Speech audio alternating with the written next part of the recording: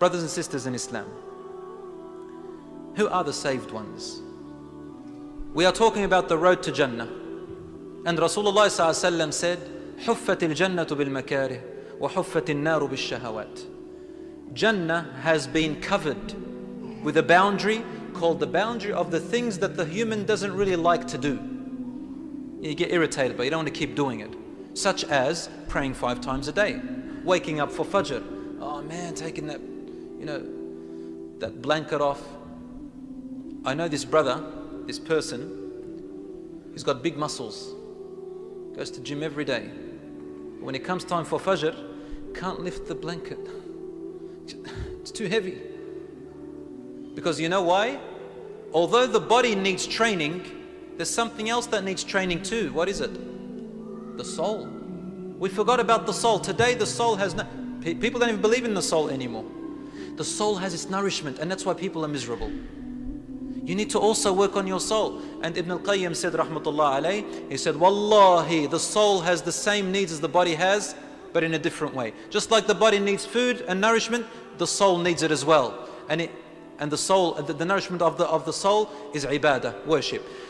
The soul is just like a mirror. When you look at a mirror and you want to portray yourself, the mirror can sometimes get murky and you clean it. And the soul can become murky. And the way you clean it is with dhikr of Allah subhanahu wa ta'ala. You polish it all the time. The soul needs its nourishment, my dear brothers and sisters in Islam.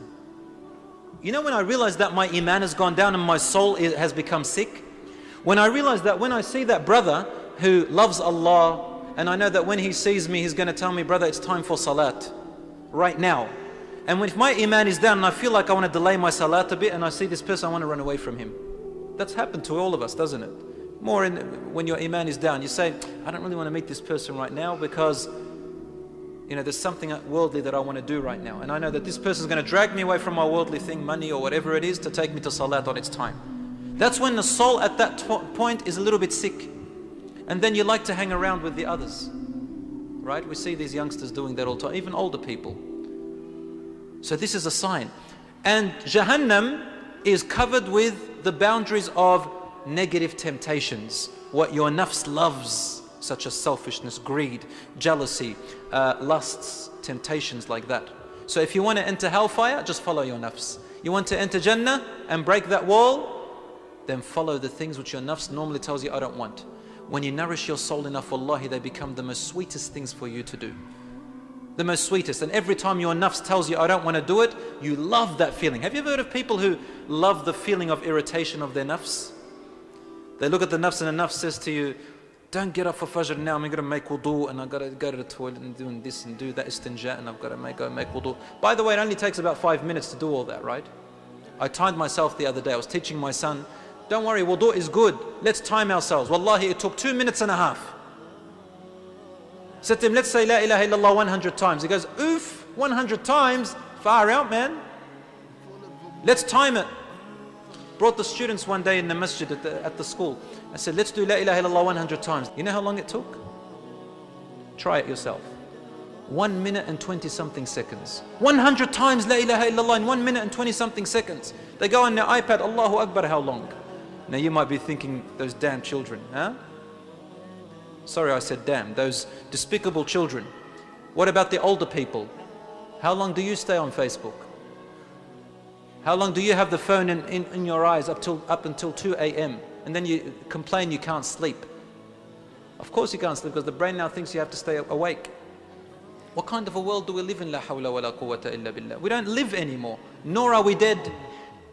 Not living and not dead. Not happy, not... Allahu A'lam, what are we? We're nothing. So Allah subhanahu wa ta'ala then said, however, the mu'mineen are safe. And so on that day we will save the mu'mineen. Allah says, will we on that day make the Muslims the same as the criminals?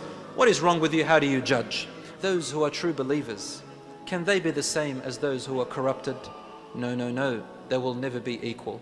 So my brothers and sisters in Islam, don't be disheartened.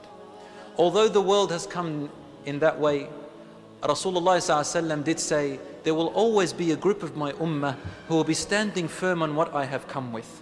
No person, no blamer, no bully, no one can make them change their course. They are firm, alhamdulillah, till the last hour. And if it wasn't for them, Allah would have destroyed the world a long time ago, brothers and sisters in Islam. If it wasn't for them, Allah subhanahu wa ta'ala will not keep us going. May Allah make us among them.